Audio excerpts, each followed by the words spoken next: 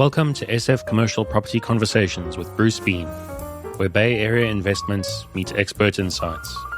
Get ready to unlock the strategies of commercial real estate success. So today we have Katherine McComic with us, and also we have Patrick Stelmach with us. And so we're going to have kind of a dual podcast today because they work together, one on the law side and one on the real estate side. So great to have you both. Patrick, if you could just start out and kind of explain how you got into commercial real estate, and then Katherine will jog over to you. Great. Bruce, thanks so much for having us. Get two for the price of one. Patrick Stelmach with CBRE. I'm the land broker in the downtown Sacramento office, focusing on land sales for development across Northern California.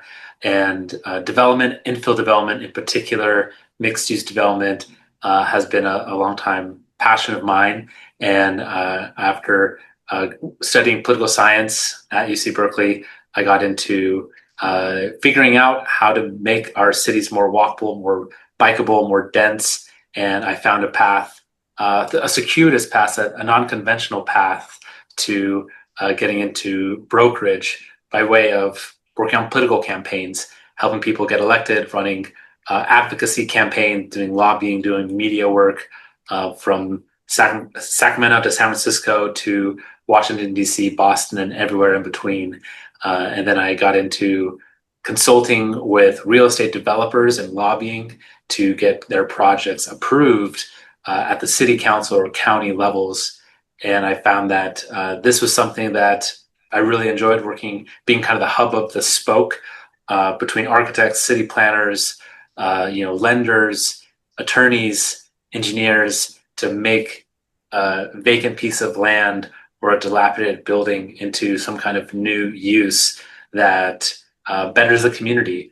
And this was around 2012, 2015, when I was transitioning from politics into real estate, and I came back to Sacramento, my hometown, and I was like, wow, something is different happening here. This is not the Sacramento I grew up with. And I knew that the sands were shifting, and there was a big change, a wave of change that was going to be sweeping through Sacramento in a positive way, and I wanted to be part of that. So in the long and the short of it, I got my real estate license because that's the easiest way to get into real estate, and just started cutting my teeth working on all different kinds of real estate. And now I've found a way to focus exclusively working on the land for development and redevelopment of dilapidated properties. So along the way, you met Katherine and you started working together with her. So explain, Katherine, how that all came together. That's another circuitous story. So I grew up in San Diego. I've and went to school at Yale on the East Coast. During school, I developed a very keen interest in the built environment. I was one of the few Yaleys after I got a fellowship to go study the built environment and sort of see it from a community standpoint and see how communities engage with their environments, the location of museums, location of metro stops in Madrid right after graduating. But then I came back to New Haven, and I was one of the few Yale grads who did that.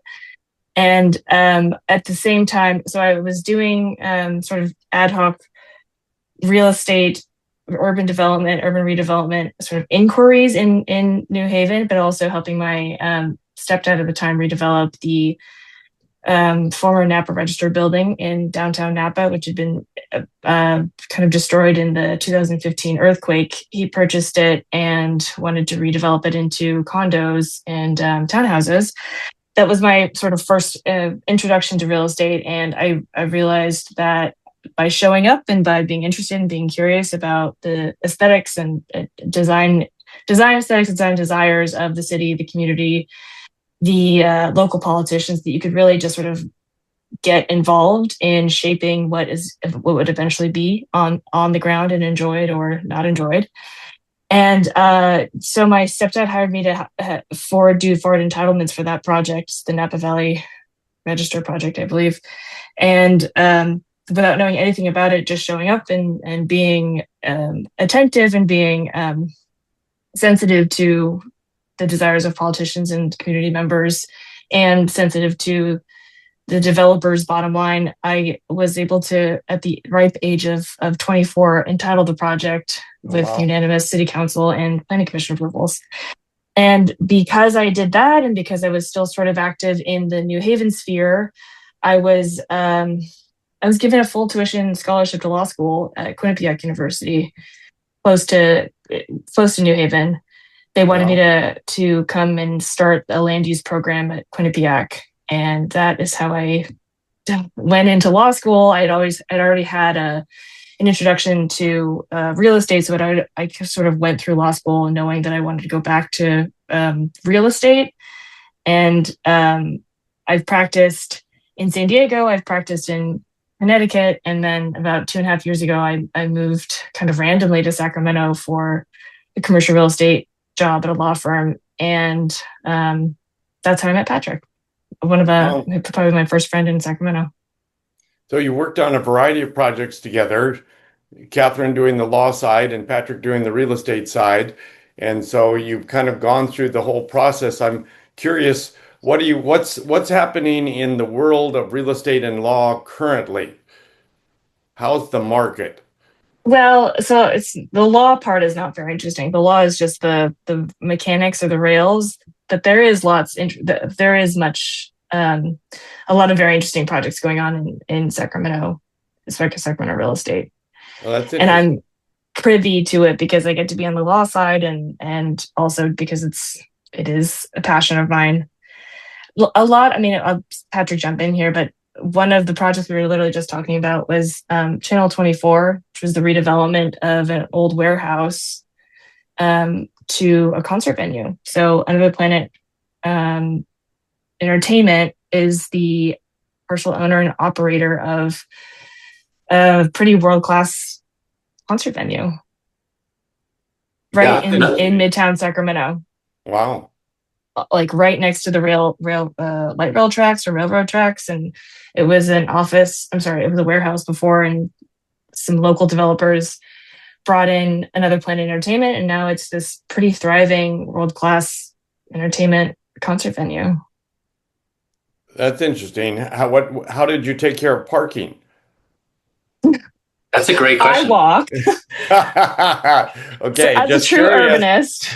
As a true urbanist, it's right. It's really right in the middle of Midtown, so it is on the grid in Sacramento. So if you plan accordingly, walking or biking there is really very convenient and probably the best way to get there. I'm spoiled because I live in Midtown, so I never have to think about driving to a place like that.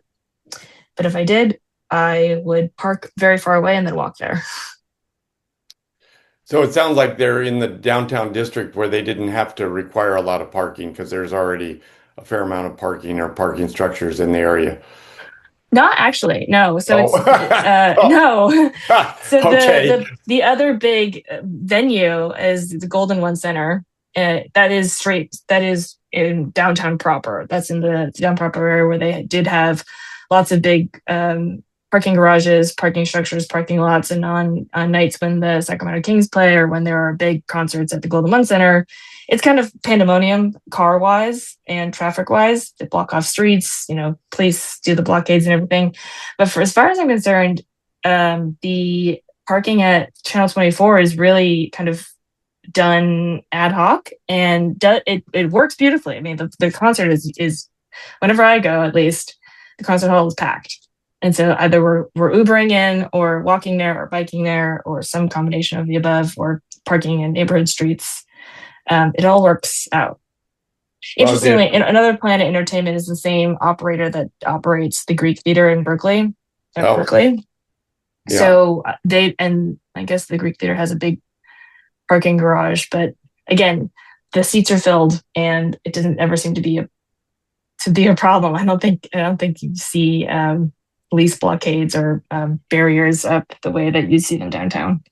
Well, it's interesting. I was just at the Bruce Springsteen concert last night at Chase Lucky Center. you. Oh yeah, it was fantastic. Was it a three It was hour? more of a political rally, but that's a different topic altogether. But in terms of parking, it sounds like this new venue in downtown Sacramento has the same kind of situation that the Chase Center has, where there is some parking around it, but it's not like designated parking per se, not enough to cover the whole venue. So anyway. And I think it's a real testament to the artist and to the space itself that regardless of the fact that there is no designated parking infrastructure, the seats are filled, the hall is filled. Everyone has a great time. That's fantastic. That's Yeah. great. So that's a fantastic project to be working on. So any other projects that you worked on together? You want to talk about 23rd Street, Patrick? Yes, very interesting project. So, I mean, just to launch off of going from a warehouse to new uses, I think that's what really makes Sacramento a unique place. I mean, over the past 10 years, there's been a trend across the real estate industry to look at repurposing buildings for new uses. And especially there's a fondness for historic buildings, his fondness for an intrigue into old brick buildings, and how those can be, repurposed. So I got contacted by a real estate company that was looking actually to do modular construction, where they build units in a factory off-site, and then it's shipped in and then assembled on-site instead of the traditional sticks and bricks construction methods. And I had a site listed in downtown Sacramento, a piece of land walking distance from the Golden One Center, an Amtrak station. And for a variety of reasons, the financing didn't quite work out for them, and the deal fell apart acrimoniously. However, to the gentleman that worked for that company, that was with this modular construction company, went out on their own, Tim and Luke, and they decided to create their own firm specializing in high performance building materials. And they found their niche in the construction and development industry. And they also wanted to do development projects of their own. And so they do a variety of different remodels and new construction projects in Sacramento as well as the Pacific Northwest. And they reached out to me and said, hey, this other project went sideways, but we really liked working with you. We didn't like that guy that we were working with. So we want to go out on our own and do our own thing. And we want you to help us find actually a building for our offices that we could see as a potential development opportunity in the future. And so that's been also a trend in Sacramento of what's called, they say, covered land play, where someone buys a building with an interim use. Sometimes it's their own offices, or leasing it to some other kind of business, and then repositioning it, having that attractive financing up front, because it's nearly impossible to finance land just bare without any entitlements, and the hold costs, just kind of eat away a return. But if you can have some kind of use in interim, some kind of revenue generating source while securing low down payment, attractive financing, and then years down the road, redevelop it or demolish and build up ground up for some kind of multifamily project, there's a real value in the long term. And so that's what Tim and Luke were looking to do. They had an interesting structure they were partner that they brought in. And so it required some interesting financing and interesting legal structure, which is where Katherine came in to set it up. I was kind of focused on finding the right kind of building, and we pursued a building, but then it had structural issues and the floor was kind of caving in, but the seller wouldn't cave on the pricing. So he said, well, if you don't realize the cost of reshoring your floors just to use it as office space, the price has to be commensurate. So we walked away from that deal too. When I represent honestly, the deal that they did get, and the the building that they did buy is such a gem, and it's like so perfect for their use and for even like as marketing for their own business, their own products, notwithstanding the fact that they may eventually want to redevelop it. It's a perfect flex space, a perfect warehouse that they can both office in, use as a kind of showroom, use as a whiteboard for their future endeavor, their current and future endeavors. It's a great space. And it's also, walking distance, it's on the grid. It's all the things that you would want in a good piece of Sacramento real estate. A stone's throw from Channel 24, which is on RN 24th. This is on 23rd and Broadway. And it's not, as Katherine mentioned, it's not just an office space, but it's a showroom, and it's a place of community where they host events for the construction industry, for the development industry, who can come in and look at the products. They have contractors or subs come in and like look at the wood, not just like a 2-inch by 2-inch sample, but actually see a 10 by 10 foot deck built inside the building to see how it performs. And the idea is that see how it looks. That so it sounds like the market in Sacramento is pretty robust right now. Interest rates have not affected you too badly there?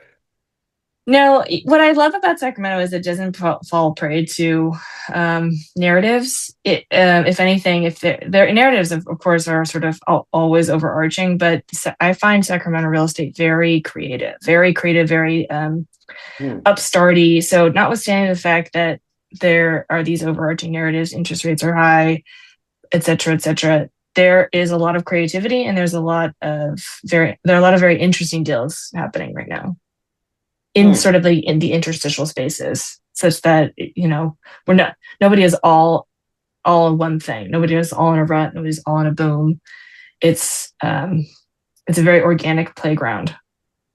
So obviously it's a government center, the capital of California. So the government, to some degree, drives the market there. But it sounds like there's some other forces coming in Sacramento that are helping out with the kind of moving the market forward there. I would agree. I agree with that, but I'd also sort of put the government presence to the side. Yes, it matters for office leasing. There's a really incredible youthful, creative energy about Sacramento. I'm still an outsider and a newcomer. I only moved here about 2.5 years ago, and I've lived in Madrid. I've lived in New York City. I've lived part-time in San Francisco. I've lived in a fair amount of cities, and Sacramento is really special insofar as if you are passionate, if you are curious, if you show up and have a desire to make an impact or make a connection, there's something for you to do in Sacramento. There are projects for you to work on. There are things for you to be involved in. And the barrier to entry is really very low. So if you can present yourself as somebody who is engaged and willing to devote some care and energy to Sacramento will, it seems though, at least it's worked for me, respond very, very positively.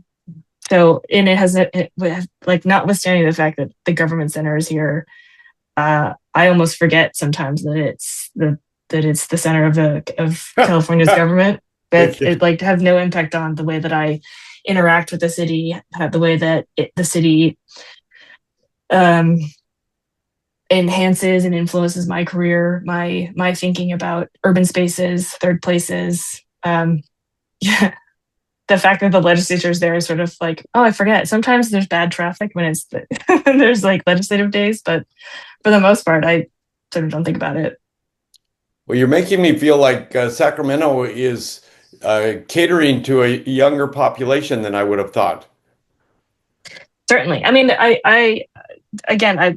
just like an outsider, and I have a 2.5 year perspective on this, but before I moved to Sacramento, I knew nothing about it. I literally came to Sacramento with 2 suitcases and totally clueless. And I've been so pleasantly surprised by how welcoming, how engaging it is.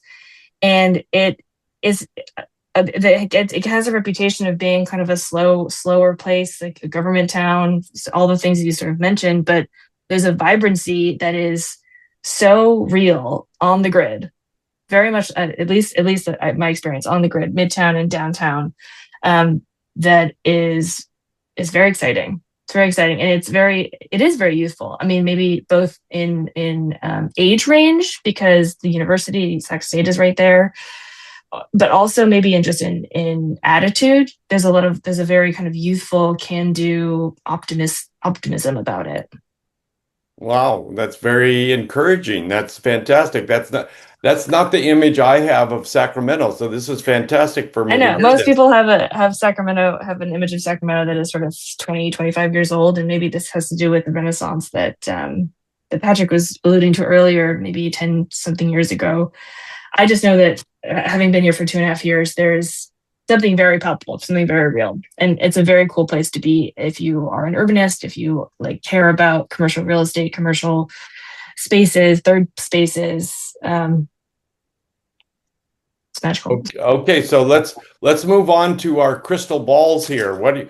You're giving a very optimistic viewpoint of Sacramento, which is fantastic.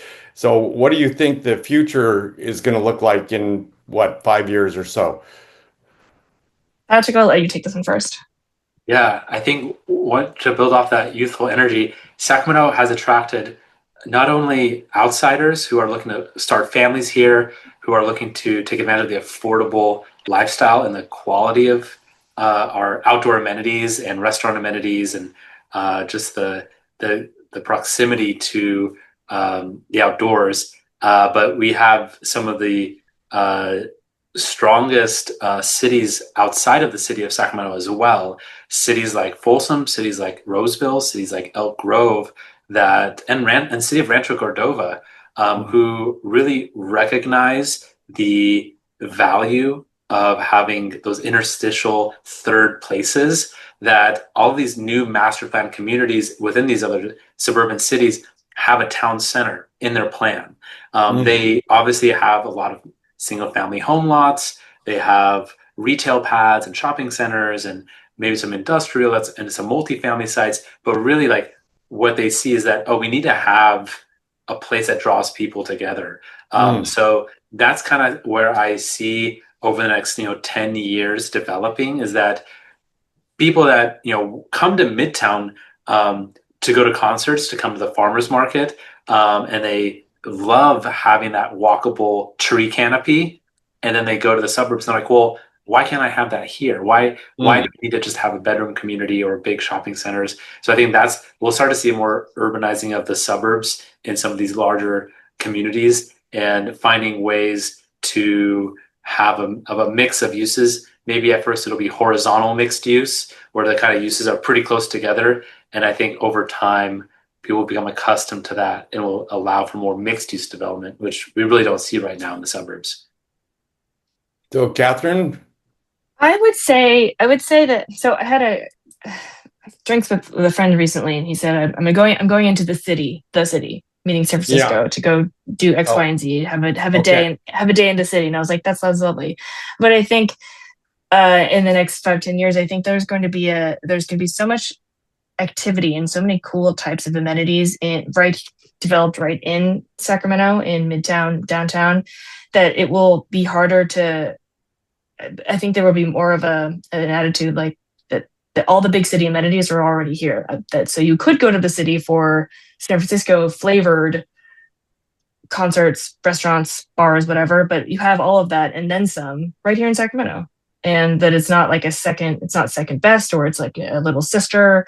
It's its own Sacramento flavor of those types of amenities that is on equal and just different footing. All right. Well, you're enticing me to come and see Sacramento. I haven't been there for a while, so this is You'll be surprised. very intriguing. I'm very interested in how this is all going to come together. I think we should probably talk again in 3 to 6 months and just kind of see how this is all gelling and coming together. So this is fantastic. We'd love that opportunity. Well, thanks very much for having us. We appreciate your time. Well, thank Really you. enjoyed And Katherine, where can people get a hold of you? My face is glued to my email. So Katherine.McComic@ramonlaw.com. I am a real estate attorney, but also just advisor in general, urban enthusiast, if you'd like to bounce ideas off of me. A Sacramento enthusiast. Yeah. Yeah. And Patrick, where can people find you? If you search for Patrick Stelmach, CBRE, I'm on online on LinkedIn, and happy to kind of talk about all things mixed use infill development and how to realize these new visions of projects. Well, this is And fantastic. truth be told, if you really want to find us, we'll probably be, at least I will be at Channel 24 at concerts. All right. We know where to go. Absolutely. All right. Next time I'm up there, we're going to go there and have lunch or whatever. That'd be great. We look forward to it. I do too. All right. Talk to you soon. That's a wrap on today's journey through the SF commercial real estate scene. Ready to share your story? Visit sfcommercialconversations.com/guest. Your insights could lead the next conversation.